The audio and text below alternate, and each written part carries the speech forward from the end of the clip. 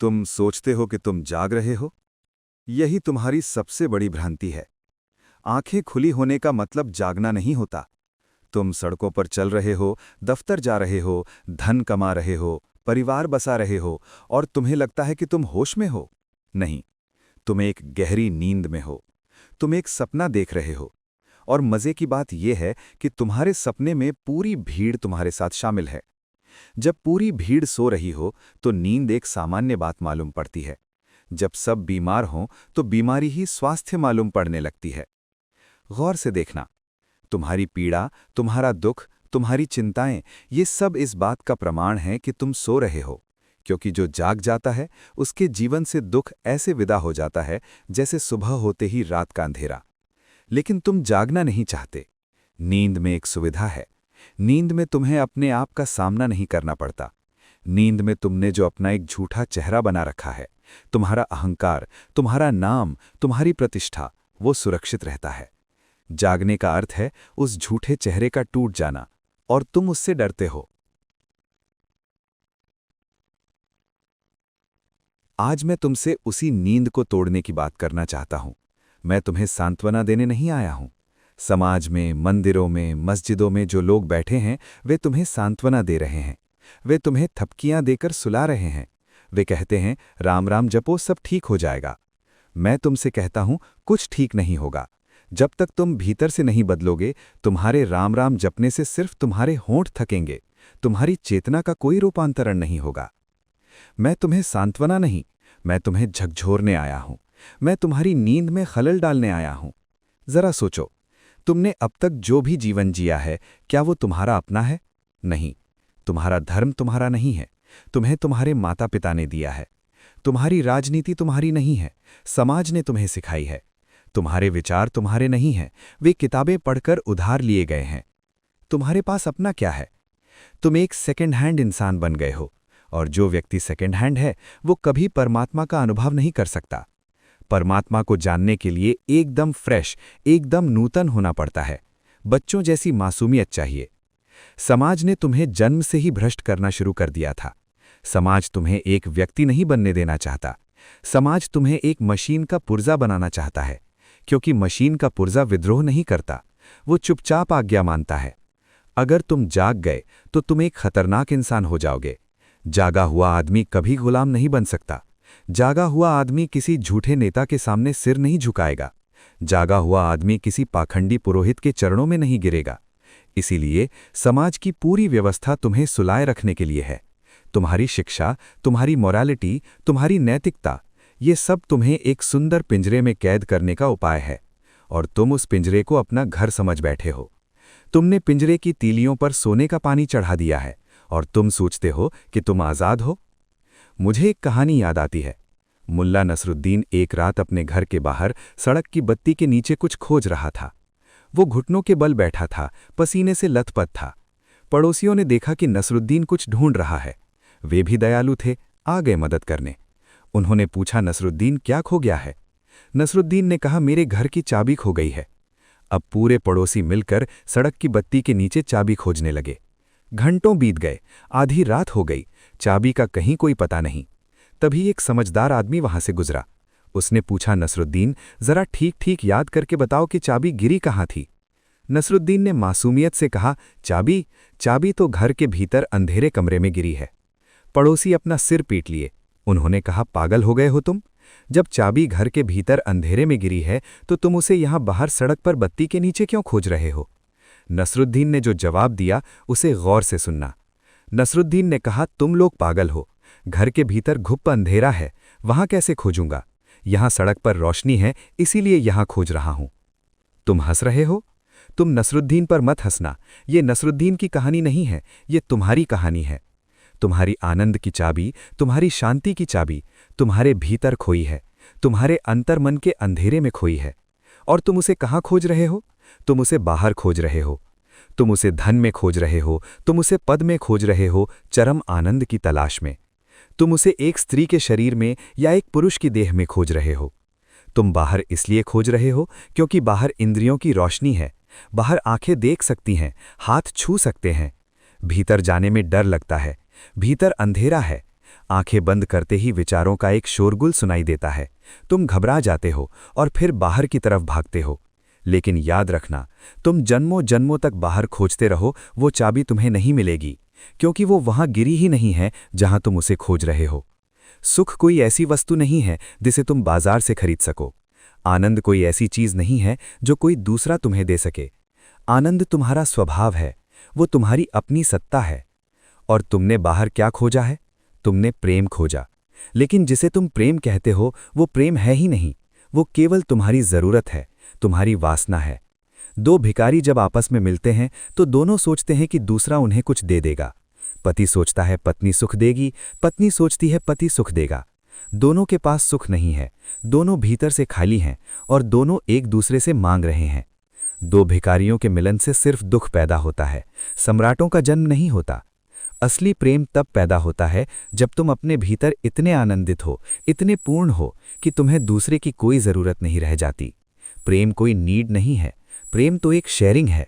जब तुम्हारे भीतर आनंद का झरना बहने लगता है तो वो छलक कर दूसरों तक पहुंचने लगता है, तुम उसे रोक नहीं पाते। फूल जब खिलता है तो उसकी सुगंध हवाओं में बिखर ही जाती है। फूल ये नहीं सोचता कि कौन उस सुगंध को लेगा और कौन नहीं, फूल बस खिलता है। प्रेम उस फूल की तरह है। लेकिन तुम्हारा प्रेम तो एक व्यापार है। तुम कहते हो मैं तुम्हें प्रेम करूंगा, लेकिन शर्त यह है कि तुम मेरे होकर रहना, तुम किसी और की तरफ मत देखना। ये प्रेम है? ये तो कारागार है। तुमने दूसरे को जंजीर पहना दी और तुमने खुद भी जंजीर पहन ली।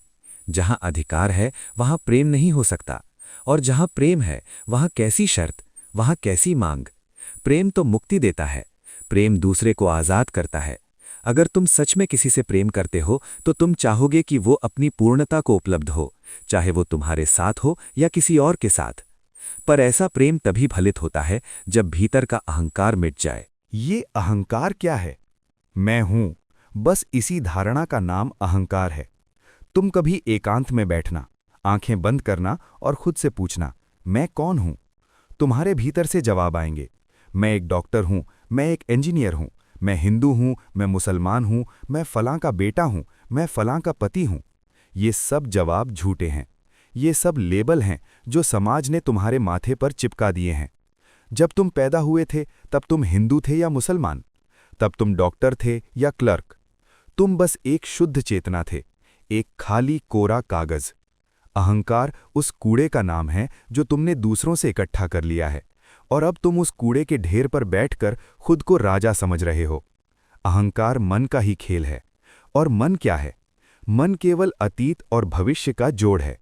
या तो तुम उन बातों के बारे में सोच रहे हो जो बीत चुकी हैं, उसने मेरा अपमान किया था, मेरे साथ ये बुरा हुआ था। या फिर तुम भविष्य की योजनाएं बना रहे हो, कल मैं ये करूंगा, परसों मैं वो मकान खरीदूंगा। मन कभी वर्तमान में नहीं होता, और परमात्मा, आनंद, अस्तित्व, वो हमेशा वर्तमान में है, इसी क्षण में है, हियर एंड नाउ। जिस क्षण तुम पूरी तरह वर्तमान में आ जाते हो, मन मर जाता है, मन ठहर जाता है, और जहां मन ठहरता है वहीं ध्यान का जन्म होता है। ध्यान का अर्थ है विचारों के प्रति जाग जाना, विटनेसिंग, साक्षी भाव। लोग मुझसे पूछते हैं, ओशो ध्यान कैसे करें? हम आंख बंद करके बैठते हैं तो और ज्यादा विचार आते हैं। मैं उनसे कहता हूं, विचारों से लड़ो मत। मन से जो लड़ता है वो मन का ही गुलाम हो जाता है।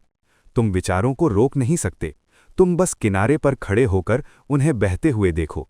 जैसे आसमान में बादल घिरते हैं, तुम जमीन पर लेटकर बादलों को देखते हो। तुम बादलों से ये नहीं कहते कि काले बादल मत आओ, सफेद बादल आओ, तुम बस देखते हो। वैसे ही आंखें बंद करो और अपने भीतर चल रहे विचारों को देखो। अच्छा विचार आए तो उसे पकड़ो मत, बुरा विचार आए तो उसे भगाओ मत। तुम बस एक दर्शक बन जाओ, एक वॉचर। जब तुम विचारों को सिर्फ देखते हो, बिना कोई निर्णय लिए, बिना जज किए, तो एक चमत्कार होता है।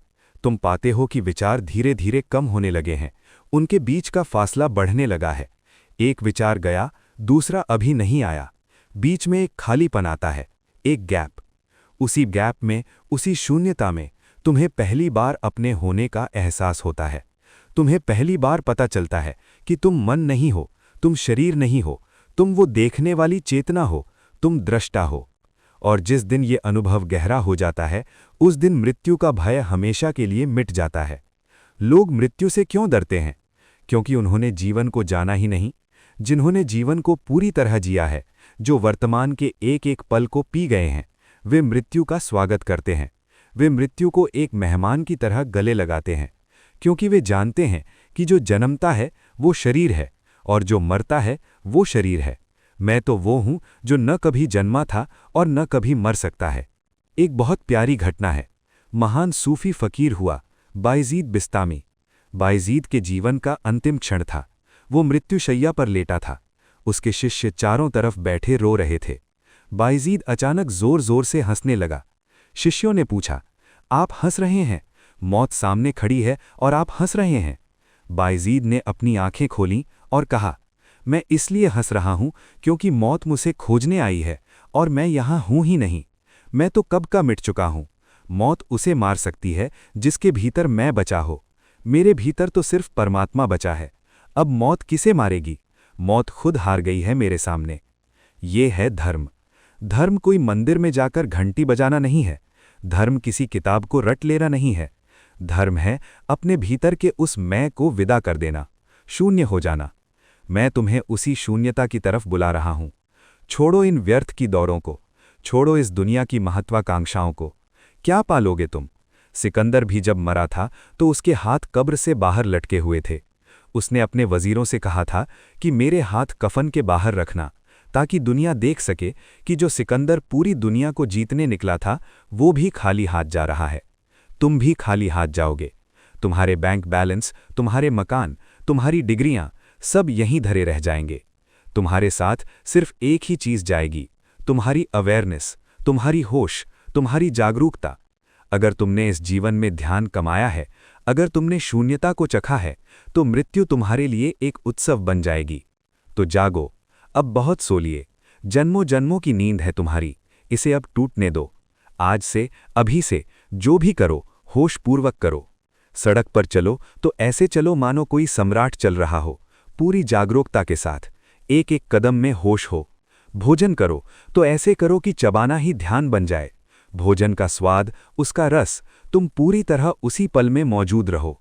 अगर तुम नहा रहे हो तो पानी की बूंदें जब शरीर पर गिरें तो तुम सिर्फ वहां मौजूद रहो। न कोई विचार, न कोई अतीत, न कोई भविष्य, बस पानी की ठंडक और तुम। यही ध्यान है। ध्यान को कोई अलग से करने की जरूरत नहीं है। ध्यान को जीवन की शैली बनाओ। आंखें बंद करो। Soft whispery tone. अपने भीतर की शांति को महसूस करो। तुम्हारे भीतर कोई शोर नहीं है। शोर सिर्फ सतह पर है। जैसे समंदर की सतह पर लहरें शोर मचाती हैं, लेकिन समंदर की गहराइयों में एक परम सन्नाटा होता है। तुम वो गहराई हो। डूबो अपने भीतर। शांत हो जाओ। और शांत। विचारों को जाने दो। बस अपने होने को महसूस करो। Pause 10 seconds. यही तुम्हारी असली जगह है। यही तुम्हारा असली घर है। मेरा प्रणाम स्वीकार करो। तुम्हारे भीतर बैठे उस परमात्मा को मेरा नमन है, जो अभी सो रहा है, लेकिन जिसे जगना ही है।